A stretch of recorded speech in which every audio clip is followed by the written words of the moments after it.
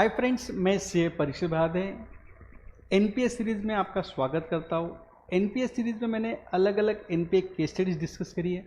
इस वीडियो में हम डिस्कस करने वाले टर्म लोन की केस स्टडी। तो let's start the case study. 1 अप्रैल 2023 को लोन सैंक्शन हुआ है 50 लाख रुपए का with EMI of ₹50,000 due on 7th of each month. 50 lakh rupees loan sanction हुआ है 1 अप्रैल 23 को। 7 तारीख को उसका EMI ड्यू होता है 50,000 rupees. Borrower is regular in paying EMI। Borrower regularly उसका EMI पे कर रहा है। All EMIs are duly paid till May 24। मई 2024 तक उसने सब EMI उसके जितने भी ड्यूज थे उतने सब कुछ क्लियर कर दिए। In the month of June the borrower has paid 10 EMI in advance, meaning that June, July, August, September, October, November, December, January, February, March. Till March 25, he paid all 10 installment. 50,000 rupees का instalment था, उसने 5 लाख रुपए भर दिए जून 2024 में। और under the presumption कि उसने 10 EMI एडवांस में भर दिया है, जून महीने के बाद उसने 31 मार्च तक कोई भी अमाउंट बैंक में नहीं भरी। जून 24 टू मार्च 25 नो रीपेमेंट और एक भी EMI उसने नहीं भरा है।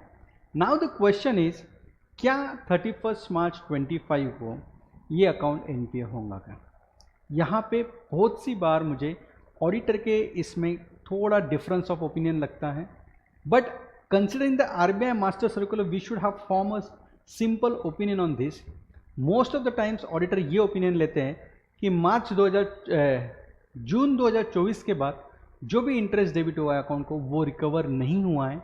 और RBI के मास्टर सर्कुलर के हिसाब से उनका ओपिनियन ये होता है कि 90 डेज तक अगर इंटरेस्ट सर्व नहीं हुआ तो अकाउंट जाएगा NPA में।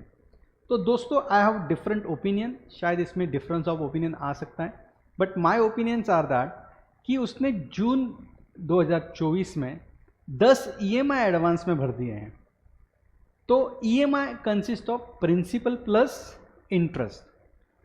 और अगर आप RBI मास्टर सर्कुलर अगर आप थोड़ी बारकाई से क्रिटिकल एनालिसिस करेंगे तो पैरा 2.1.2 में अगर देखेंगे आप, a term loan is consider as to be NPA if interest और principal remain overdue.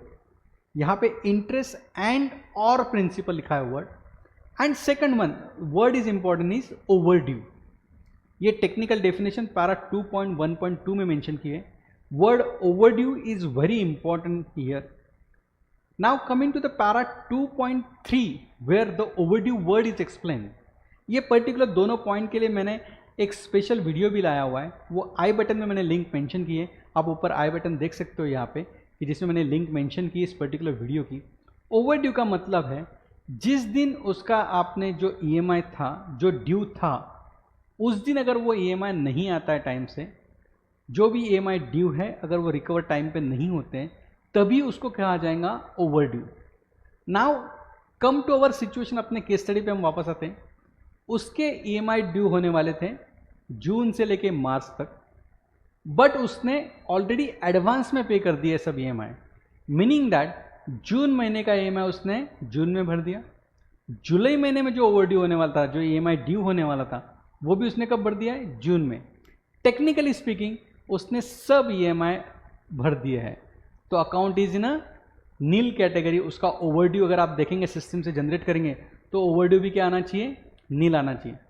Meaning that अगर कोई इंस्टॉलमेंट EMI है जिसमें इंटरेस्ट और प्रिंसिपल दोनों साथ में रिकवर हो रहे हैं, उसे हम EMI कहते हैं। अगर पार्टी ने EMI एडवांस में पे करे हैं, EMI एडवांस में पे किए हैं, तो वो अकाउंट NPA में नहीं जाएगा। तो दोस्तों, इस पर्टिकुलर सिचुएशन पे फिर से आता हूँ मैं। जून महीने में उसने 10 EMI एडवांस में भर दिए थे, तो 31 मार्च 2025 तक जितने भी EMI ड्यू होने वाले थे वो सब कुछ रिकवर हो गए।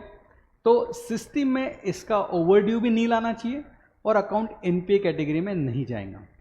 सो दोस्तों, अगर कोई लोन अकाउंट में EMI एडवांस में पे हुए हैं और EMI एडवांस में पे होने के बाद अगर interest recovery is not a question at all, because EMI consist of interest plus principal और EMI एडवांस में आ गए हैं, मीनिंग दैट इंटरेस्ट भी रिकवर हो गया है।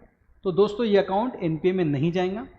इसी तरह से फ्रेंड्स मैंने बैंक ऑडिट के लिए LFR series, advances verification series, NPA series, bank audit series, इस तरह से सीरीज भी लाई हुई है जहाँ पे हम स्टार्ट टू एंड तक गाइड किया हुआ है। बैंक ऑडिट किस तरह से कर सकते हैं हम, LFR को किस तरह से रीड आउट करना है, उसके क्वेश्चन आया चेकलिस्ट किस तरह से बनानी है, उसको आंसर किस तरह से करना है। तो दोस्तों ये सब प्लेलिस्ट की लिंक्स मैंने इस वीडियो में दे दी है, प्लीज़ आप उसको देखिए और बैंक ऑडिट को एक इफेक्टिव वे में कंप्लीट करिए। Friends, thank you so much for watching my video. Thank you so much.